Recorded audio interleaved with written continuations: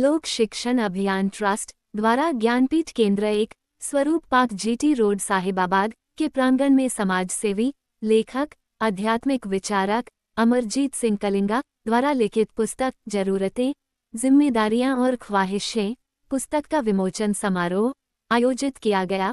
पुस्तक का विमोचन संस्कृत साहित्य के मूर्धन्य विद्वान डॉक्टर विशन लाल गौड़ ने किया। समारोह की अध्यक्षता समाजवादी विचारक राम दुलार यादव शिक्षाविद ने, आध्यात्मिक गुरु सरदार मंजीत सिंह मुख्य अतिथि के रूप में कार्यक्रम में शामिल रहे। संचालन श्रमिक नेता अनिल मिश्र ने किया। समारोह में भूतपूर्व कर्नल तुली, पूर्व कर्नल अर्जुन सिंह, डॉक्टर कालीचरण चौधरी, नरेश शर्मा, कैलाश चंद, सरदार बिट्टू ने भी विचार व्यक्त किया। हुकुम सिंह, पंडित विनोद त्रिपाठी, राजेंद्र सिंह ने देश प्रेम के गीत सुना, सभी को आत्मविभोर कर दिया। इस अवसर पर लेखक अमरजीत सिंह कलिंगा और पर्यावरणविद डॉक्टर चौधरी कालीचरण का शाल ओढ़ा, माला पहनाकर डॉक्टर विशन लाल गौड़ और लोक शिक्षण अभियान ट्रस्ट के संस्थापक अध्यक्ष राम दुलार यादव ने सम्मानित किया। अध्यक्षीय संबोधन में राम दुलार यादव ने समारोह में शामिल सभी अतिथियों, विद्वानों तथा ज्ञानपीठ केंद्र के सदस्यों का अभिनंदन करते हुए कहा, सबसे पहले मैं आप सभी साथियों का हार्दिक अभिनंदन करता हूं, स्वागत करता हूं कि आप लोग आध्यात्मिक विचारक, मूर्धन्य लेखक,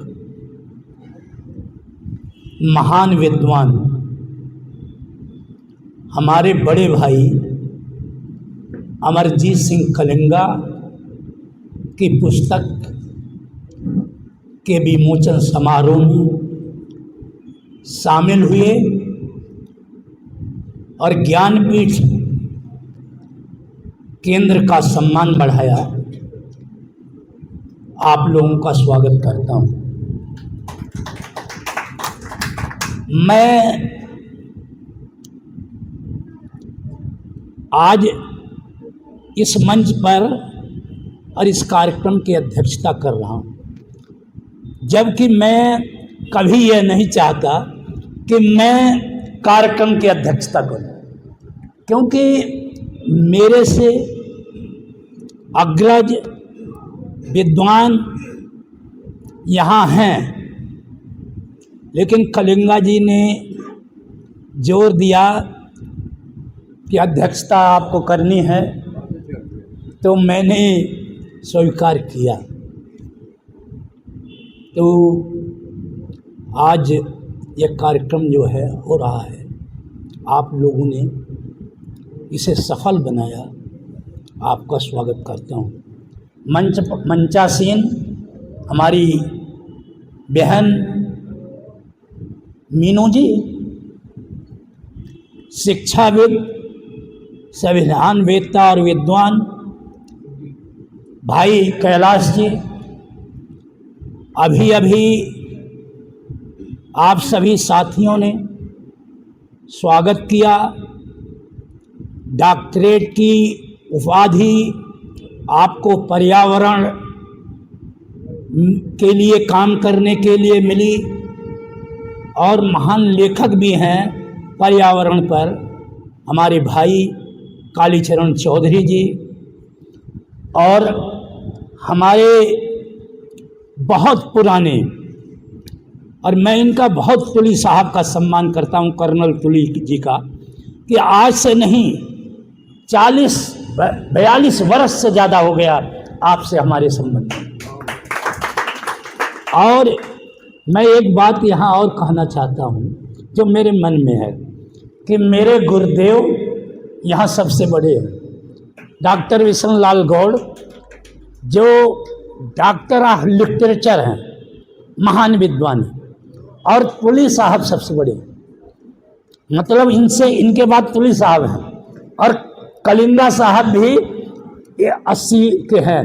तो हम लोग यहाँ इतने बड़े बड़े लोगों के सानिध्य में हम यहाँ पर इनसे प्रेरणा ले रहे हैं, तो हमारा ये सौभाग्य है और ज्ञानपीठ का भी यह सौभाग्य है कि इतने बड़े लोग इस कार्यक्रम में शामिल हैं। भाई हमारे अर्जुन सिंह जी ये भी लेखक हैं, कई किताबें लिखी हैं।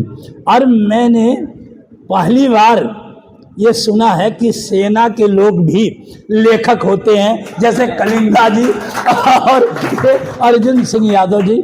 इनका काम तो बस डू एंड डाई लेकिन ये लेखन का काम करते हैं, समाज को दिशा देते हैं, ये बड़ा काम है। और हमारे गुरुदेव के बारे में मैं जितना कहूँ उतना कम है, क्योंकि आपकी प्रेरणा से ही हमारे जैसे लोग आज यहाँ खड़े हैं। आपने जो दिशा दी हमें, जो ईमानदारी और नैतिकता की दिशा दी, जो समाज को उद्वेलित करने की दिशा दी, जो काम करने की दिशा दी, मैं गुरुदेव के चरणों में सादर प्रणाम करता हूँ। भाई थरेजा जी भी यहाँ पर उपस्थित हैं। जब कलिंगा जी ने बताया कि थरेजा जी भूतपूर्व अधिकारी हैं, तो मैं कहा उनका सम्मान मंच पर होना चाहिए। थरेजा जी कह रहा हूँ मैं, थरेजा जी कह रहा हूँ। और आप लोगों को पता है कि यहाँ श्रमिकों के नेता, श्रमिकों का कल्याण हमेशा सोचने वाले संचालनकर्ता अनिल मिश्र जी हैं। मैं उनका भी बहुत हार्दिक अभिनंदन करता हूँ। मैं पत्रकार साथियों का भी हार्दिक अभिनंदन करता हूँ कि यहाँ पत्रकार साथी बैठे। मैं हार्दिक अभिनंदन करता हूँ हमारे जो देश प्रेम के गायक हैं हुकुम सिंह जी और राजेंद्र सिंह, उनका स्वागत करता हूँ। और ज्ञानपीठ संदेश को पंडित विनोद त्रिपाठी ने आप लोगों के बीच में रखा, मैं उनका स्वागत करता हूँ। मैं स्वागत उन सभी वक्ताओं का करता हूँ कि जिन्होंने आप लोगों के सामने इस पुस्तक के माध्यम से और अपने विचार से एक प्रेरणा दी, एक दिशा दी। मैं केवल इतना ही कहना चाहता हूँ, क्योंकि गुरुदेव ने पहले कहा था कि अध्यक्ष का काम ज़्यादा भाषण नहीं है, ज़्यादा सुनना होता है और सबका अभिनंदन करना होता है। तो मैं इतना ही कहना चाहता हूँ कि जब मानव प्राकृत अवस्था में था तो वह कंद मूल फल खाता था, उसकी ज़रूरतें बहुत कम थी और उसमें प्रेम था। जो कंद मूल फल मिलता था उसको बांट कर खाता था। एक रूसो एक विचारक हुआ है, उसने कहा कि किसी भूभाग को घेर कर जब पहले आदमी ने कहा कि यह मेरा है और दूसरे ने कहा यह मेरा है, उसके बाद जरूरतें ज़्यादा बढ़ी, क्योंकि जब भूभाग घेरा गया तो जरूरतें बढ़ी, लोग आए, लोग मिले। और जब उसमें कृषि का काम, पशुपालन का काम हुआ तो जिम्मेदारियां बढ़ी, उनकी देखरेख बढ़ी और उसके बाद ख्वाहिशें भी बढ़ी। कुछ ने कहा कि मैं शोषक और शोषित पैदा हुए, शोषण करने वाले मजबूत लोग पैदा हुए, कुछ कमज़ोर रह गए, अमीरी और गरीबी हुई। और जो शोषण करने वाले थे उनकी ख्वाहिशें ज़्यादा थी। ख्वाहिशें तो सबके अंदर हैं, हाँ, हजारों ख्वाहिशें आई थी दिल में और हर ख्वाहिश ऐसी कि हर ख्वाहिश पर दम निकले। तो ये बड़ा विषय है और विदेशी लेखकों और कवियों के उदाहरण इसके अंदर दिए हैं। मैं लगातार पढ़ा हूं इनकी किताब। बाहरी लोगों के इतना ना, चीन का, अमेरिका के लेखक, ऑस्ट्रेलिया की यूनिवर्सिटी के शोध के, उन सब के उदाहरण यहाँ दिए हैं। और इन्होंने सबसे बड़ी बात लिखी कि मानव जीवन हमें कैसे जीना चाहिए।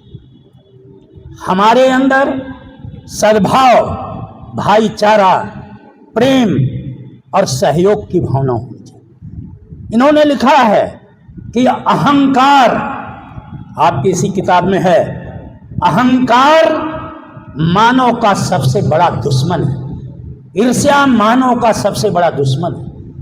हमें अहंकार नहीं करना चाहिए और सकारात्मक सोच हमारी होनी चाहिए। हम सबके बारे में, सबके कल्याण के बारे में सोचें।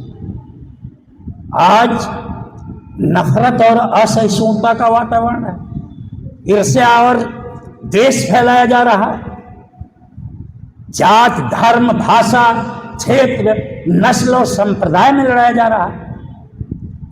कोई देश तभी विकास कर सकता है, कोई घर तभी विकास कर सकता है, कोई समाज तभी विकास कर सकता है जब वहां पर लोगों में प्रेम हो, सहयोग हो। नफरत, असहिष्णुता, अहंकार, देश के वातावरण से कभी मानव का न विकास होगा, न देश का विकास होगा, न देश विकसित राष्ट्र बनेगा। विकसित राष्ट्र देश तभी बनेगा कि जब हम सभी देश के नागरिकों को समान समझेंगे। यहाँ कानून का राज्य है, लेकिन कानून बहुत बड़े शक्तिशाली लोगों के गिरफ्त में है। जो कमजोर वर्ग के लोग हैं उन्हें पूरा न्याय नहीं मिल पा रहा है, उनके साथ अन्याय हो रहा है। गुरुदेव ने बहुत सही कहा कि शासन के लोगों को भी बड़े भाई अमरजीत सिंह कलिंगा की किताब को पढ़ना चाहिए, अध्ययन करना चाहिए। लेकिन आज इस देश के में वैचारिक संकट पैदा हो गया। यहाँ झूठ, लूट, निर्लज्जता पूर्वक बोला जा रहा है। कोई शर्म नहीं है, कोई लिहाज नहीं। झूठ से लोगों को भरमाया जा रहा है, लोगों के अधिकारों पर कब्जा किया जा रहा है और हम सतर्क नहीं हैं। जब तक हम सतर्क नहीं रहेंगे, हम कलिंगा साहब की किताब को नहीं पढ़ेंगे, इस पर अमल नहीं करेंगे, तब तक हम विरोध नहीं कर सकते। और जब तक हम विरोध नहीं कर सकते, तब तक हम सही रास्ते पर पहुंच नहीं सकते। क्योंकि तर्क वैज्ञानिक है। और मैं तो यहाँ तक कहता हूँ कि किसी वक्ता की, किसी लेखक की, किसी संत महात्मा की आप बात बिल्कुल न माने जब तक वो तर्क की कसौटी पर ठीक नहीं उतरती है। तो मैं आप लोगों के बीच में, समय बहुत है, कम है, और यहाँ पर भोजन की भी व्यवस्था कलिंगा जी ने खुद की। मैंने यहाँ कहा कि मैं इंतजाम करूँगा। कलिंगा साहब एक ऐसा महान व्यक्तित्व हैं जिन्होंने इस सारी व्यवस्था इन्होंने ही की, हम लोगों को कुछ करने नहीं दिया। यहाँ ज्ञानपीठ का योगदान कितना है कि हम लोग यहाँ उपस्थित हैं। बाकी सारा काम कलिंगा साहब ने स्वयं किया है। मैं इनका अभिनंदन करता हूँ, इनका स्वागत करता हूँ और मैं लगातार इनसे आशा करता हूँ कि बिना किसी डर के, बिना किसी भय के आप सच्चाई को अपनी लेखनी में हमेशा उजागर करते रहेंगे। मैं आपका बहुत बहुत धन्यवाद करता हूँ, स्वागत करता हूँ। और इस कार्यक्रम में पधारे हुए सभी अतिथियों का, सभी सम्मानित साथियों का, जो हमारा मनोबल बढ़ाते हैं, लगातार हर कार्यक्रम को सफल बनाते हैं, आप सभी का पुनः अभिनंदन करता हूँ, बहुत बहुत धन्यवाद करता हूँ। जैसे जहाँ पे कोई मंदिर बन जाए, मस्जिद बन गई है, गुरुद्वारा बन गया, धर्मस्थल बनते हैं, वो पवित्र स्थान होते हैं। वहाँ पे तो अंधभक्ति चलती है। ये जो स्थान है, ये पवित्र स्थान है, यहाँ पे कोई अंधभक्ति नहीं है। मैं जब से इनसे मिला हूँ, मुलाकात हुई है, रोज कोई ना कोई किसी का महापुरुष का जन्मदिन होता है, किसी महापुरुष की पुण्यतिथि होती है, कुछ ना कुछ ऐसे प्रोग्राम यहाँ पे होते हैं, कोई अंधभक्ति का नहीं। अगर आपने हिस्ट्री को, पुरानी हिस्ट्री को देखना है, कुछ समझना है, आपने अच्छे अच्छे जो महापुरुष हुए हैं उनके बारे में समझना है, तो यहाँ पे आना शुरू कर दो। आपको बहुत समझ आ जाएगी। यहाँ पे रोज का है।